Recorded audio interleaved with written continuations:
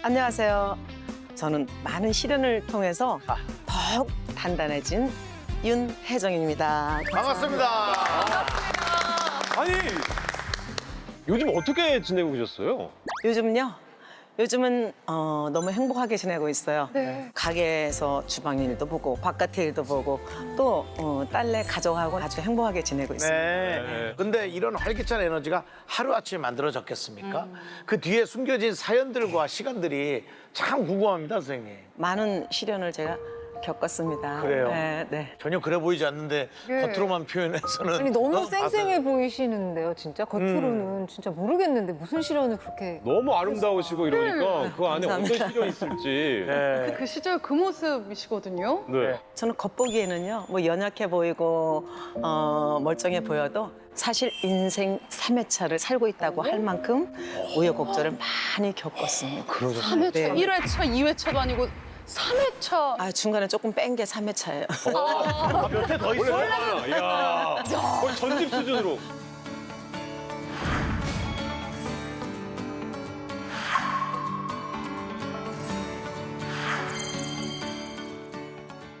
뭐 건강도 있고요. 뭐 사기 이런 거 거의 전 재산 100억에 가까운 적도 했고 죽음의 문턱까지 갔다가 다시 온 경우도 2번 정도 있었고. 아, 그래요? 네. 아, 이거는 좀 얘기를 들어봐야지 무게감이 정말 상당하거든요. 예. 과연 무엇이 그토록 깊은 아픔 속에서 우리 선생님을 다시 일으켜 세운 걸까요? 선생님의 목소리로 직접 들어보도록 하겠습니다. 제 인생은 참 모진 풍파의 연속이었습니다.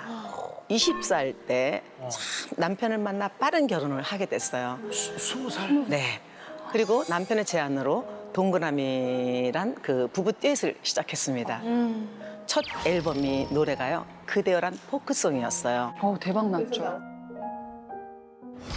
내가 내 곁에 있어주면 슬픔은 사라지고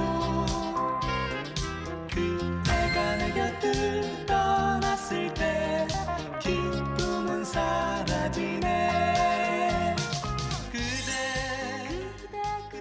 두 번째 앨범이 나오게 됐어요. 예. 그런데 이거는 앨범 출판 3개월 만에 너무나 폭발적인 사랑을 받으면서 모든 그 방송 차트의 1위. 아이고. 진짜 대박이잖아요. 그래서 나오자마자 굉장히 사랑을 받으면서 판매 그 수익. 레코드 판매 수익. 그리고 그때 당시는 밤무대가 많았어요. 없어. 없어. 수입. 아. 거기다가 이제 3개월밖에 안 됐잖아요. 그러니까 이제 시작인 거예요. 그런데 그 꿈이 하루아침에 무너지는 경험을 하게 된 거. 왜 목소리? 남편이 노름과 가출을 하기 시작을 했어요. 남편분이. 네. 아유,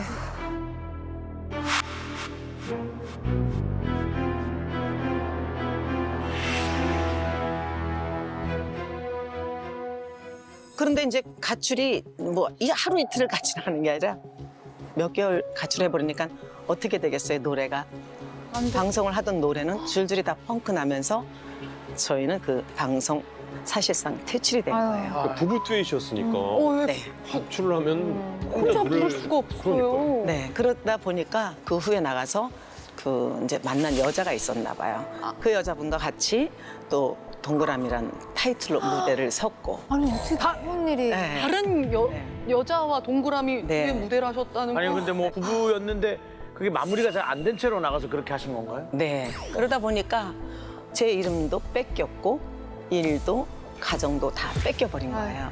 그러다 보니까 저는 여기서 활동을 더 할 수 없게 되었어요. 근데 이제 그동안에 이제 저희가 가수 하느라고 또 진 빚들만 저한테 덩그라니 남아버린 거죠. 야, 그 동그라미. 상황에서 저는 어떻게 할 수가 없어서 아이를 어머니한테 맡겨놓고 일본 활동을 계속 제안하는 그 소속사가 있었어요. 아, 예. 그래서 제가 그 소속사에 들어가서 일본을 가게 되었어요. 그랬는데 갔더니 거기 역시 제게는 쉽지 않은 길이더라고요.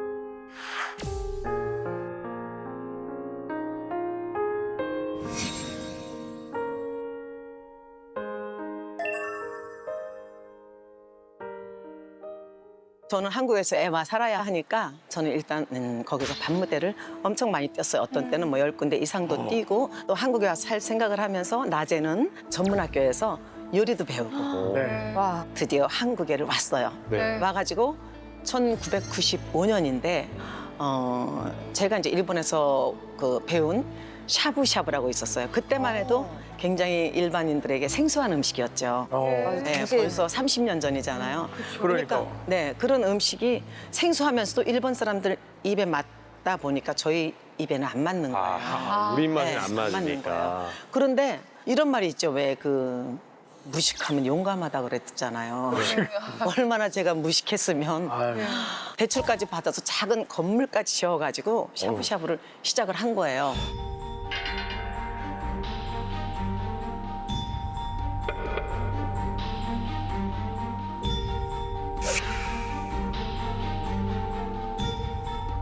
당시 2천만 원 적자를 그때 당시에 95년도 2천만 원이면 억 단위 아닐까요? 92년. 그렇지만 억 단위예요. 야. 그러니까 제가 어떻게 했어요? 정말 이건 아찔한 정도가 아니라 정말 놀래더라고요. 너무 놀란 거예요. 그랬는데 스트레스 많이 받으셨 몸이 너무 망가진 듯하고 너무 아픈 거예요. 이상하고. 그래서 병원에 갔는데 저는 부인암 진단을 받게 돼요. 위남 진단? 네.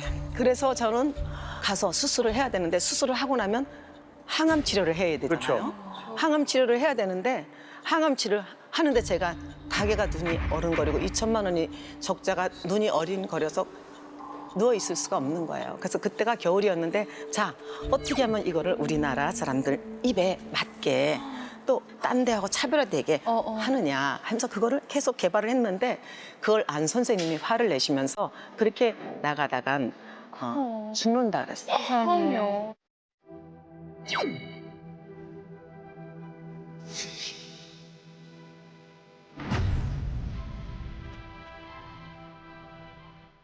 항암 치료할 때 2천만 원 적자 봤다고 했잖아요. 네. 네.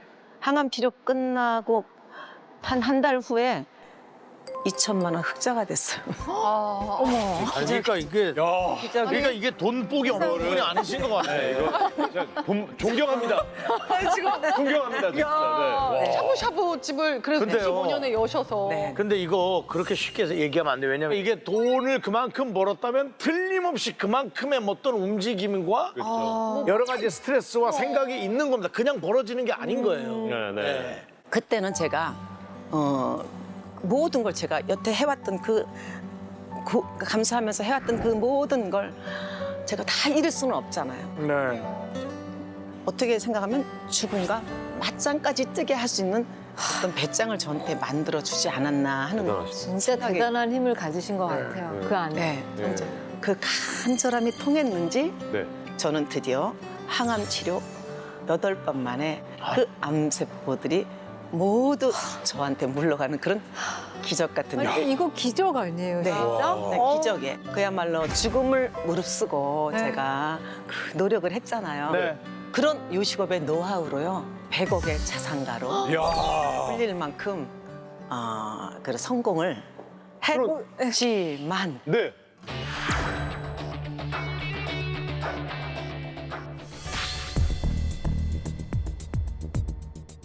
백억 대라는 재산을 다 잃게 되고요. 부동산 사기를 맞고. 네. 아니, 한 푼도 안 남기고 네. 다 잃어버려. 다 제가 사는 집까지 다 경매를 세상에. 당했고요.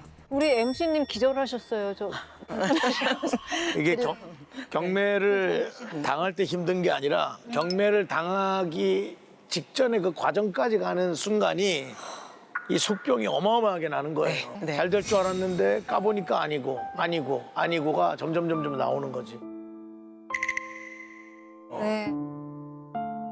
누구를 믿을 수도 없고 모든 게 두려운 거예요. 외부에 나간다는 것도 두려운 거예요. 누구를 믿어야 될지도 모르겠고 그래서 집에서 그저 두문불출하면서 그냥 그 스트레스를 이기지를 못해서 술로 지낸 거예요. 안 돼, 안 돼. 아이고. 몸까지 가네, 그럼. 아휴. 그러니까 저녁이면 또 불면증을 겪어요. 어떤 면역 다 떨어지잖아요. 그렇죠. 그러니까는 이 몸이 자고 일어나다 보면 막 이 땀으로 막 젖어 있고 그렇더라고요. 세상에. 고열로 제가 실신을 해버렸어요. 네. 제가 이 복막염 증세라 그랬는데 염증이나 고름으로 온 몸이 전부 모든 장, 난소, 자궁이 고름과 이 염증으로 전부 다 아주 심하게 유착이 돼 있었다는 거예요. 그래가지고 수술 도중에 그 보호자로 온 그 올케 언니가 수술 도중에 그 위급 상황 때마다 3번을 들어가서 사인을 하고 왔다. 동의서를 써주고 왔대요. 목숨이 위험해서. 네, 그런 정도로 목숨 위험장. 아, 죽을 수도 있다? 네, 이 그런 걸 동의서를 준비를 3번을 해줘야지 네, 또. 써주고 왔대요. 제가 보기에는 예. 그 난소에 있던 물혹이 네. 있다가 이제 각종 스트레스 때문에 몸에 염증이 심해지고 아이고. 더군다나 체력이 떨어지고 면역력이 떨어진 상태에서 거기다 술만 드시니까 염증이 폭발을 한 거죠. 그러면서 그 난소에 있던 물혹이 터지면서 온 배로 퍼진 거예요.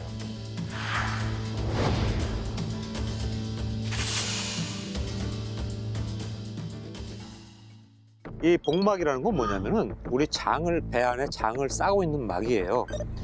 이 복막염이라는 건 어느 정도로 위험하냐면은 예. 시기만 놓치면 바로 흡수하는 게 복막염이에요. 피를 타고 다 들어가기 때문에 예를 들면 우리 자동차 사고로 머리가 깨진 사람보다도 어떻게 보면 더 위급한 상황으로 볼 수가 있습니다. 그 정도로 심각한. 복막염이 그러니까 맹장 수술 같은 것도 그렇게 우습게 볼 수 없 맹장이 터지면은 또 복막염이 돼요. 그래요? 그렇군요. 그렇기 때문에 터지기 전엔 괜찮지만 터지기 전에. 정말 생명이 위험한 상황이셨던 그렇죠. 거죠. 네. 수술 받으시고 되게 힘드셨겠어요. 어떠셨어요? 뭐 면역력도 많이 떨어지셨어. 네. 어때요? 그때쯤에는요 면역력이 너무 떨어져 갖고요 엄청 힘들었어요.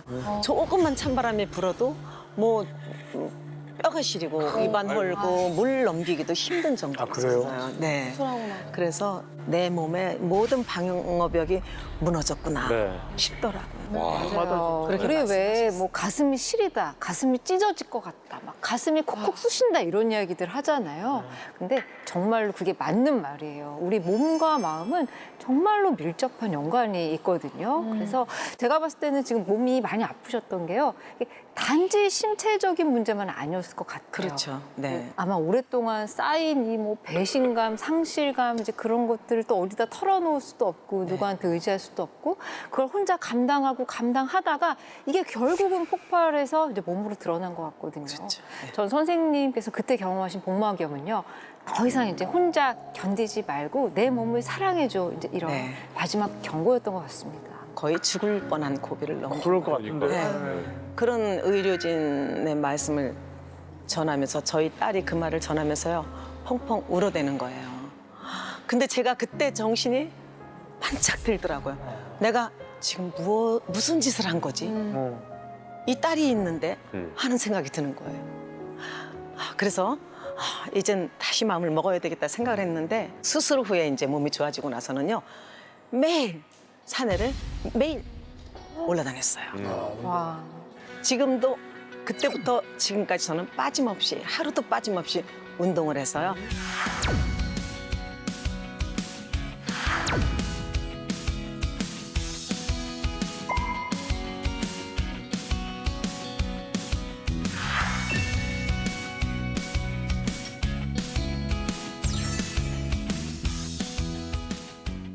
남편의 배신과 암 사기까지요. 제 인생은 진짜 끊임없는 시련의 연속이었어요. 하지만 무너질 것인가, 다시 일어설 것인가를 고민할 때 저를 붙잡아준 초긍정. 긍정. 네, 이 한 글자의 차이였던 것 같아요. 네. 이 한 글자의 차이가 절망 속에서도 다시 일어날 수 있고 기적 같은 일상을 살 수 있다고 생각합니다. 여러분 안에도요, 인생이 아무리 길고 험해도 우리 안에는 언제든 다시 시작할 수 있는 힘이 있다는 걸 꼭 잊지 않아 주셨으면 좋겠습니다. 네. 네. 이게 정말 한 인간이 견디기엔 너무나 가혹한 시간들이었어요. 듣기만 해도요. 하지만 여러분 이제요 슬픈 이야기는 여기까지입니다. 3번의 죽을 고비를 넘겨 이제는 70세의 나이가 무색할 만큼 정말 에너지의 아이콘이 되셨잖아요. 예. 100억 자산보다 더 값진 건강을 되찾은 윤혜정 선생의 활기찬 일상 지금 바로 영상으로 확인해 보시죠.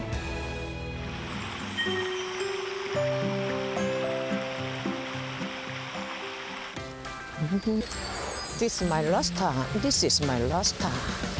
This is my first time.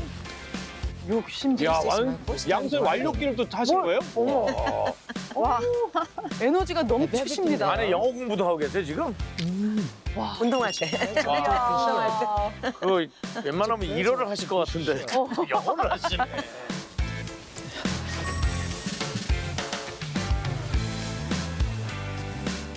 운동은요, 기본적으로 하루에 1시간 이상은 꼭 뛰어야 돼요. 네, 지금은 뛰는 것보다는 아주 빠른 걸음으로 제가 이제 뭐 암으로도 알아봤고 또 한 번 어떤 진짜 큰 죽을 뻔한 고비도 한번 넘겨봤잖아요. 그러면서 건강이 얼마나 중요한 건지 제가 그때 아주 절실하게 느꼈어요. 그래서 운동은 정말 제 삶 중에 아마 제 1번이라고 할 수 있을 거예요.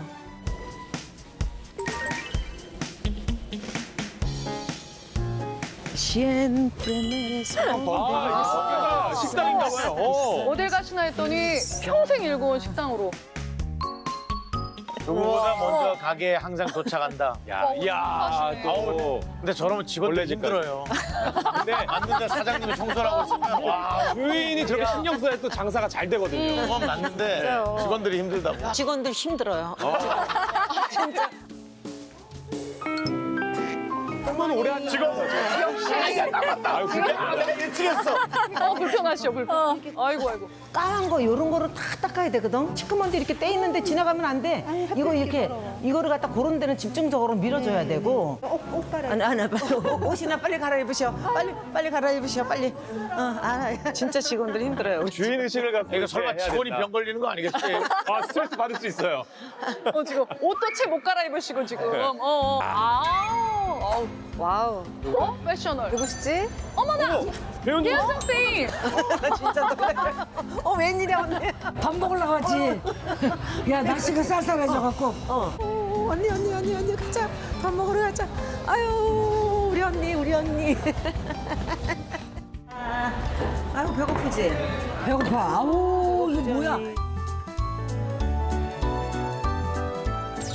이거 다 건강식이야? 언니 야채에다가 이게. 아유, 이야. 그래도 언니 제대로 놔야지. 저렇게 먹으면 안 건강해질 세상에. 안 건강해질 건강해질 수밖에 없는 거예요. 난 이게 맛있다. 이제 언니도 좀 나이가 있잖아. 언니도 아직도 엄청 건강해 보이는 거. 나는- 아직도 따로 아픈 게 없나 봐. 나이가 먹잖아. 어. 나도 왔는데 이게 굽어. 앞으로 그리고 걸음을 걸을 때 머리가 앞으로 와 이렇게. 나는 그래서 내가 걸을 때 항상 자세를 똑바로 하고 이게 걸어 이렇게. 그러니까 이런 자세가 조금 잡히더라고. 나도 어떻게 이러고 있으면 이렇게 돼 사람이. 그래, 이게 안 돼. 구부러져. 그러니까 걸을 때 1시간만 이렇게 자세 잡히라고 이러고 걷는 거야 언니 이러고. 나이도 있는데도 뭐 이렇게 멀리서 보면 20대, 30대까지. 그러우? 탱고서 아 그래. 언니 고마워. 나 항상 긍정적이고 뒤로 다니. 항상 웃고 다니고. 정말 우리 그렇게 곱게 건강하게 끝까지 늙어가자고 같이. 그래. 선우야 할머니 간다. 간식 가지고 가요. 간식이요. 아유, 손주. 할머니 여기 간식이. 선우 일로 와.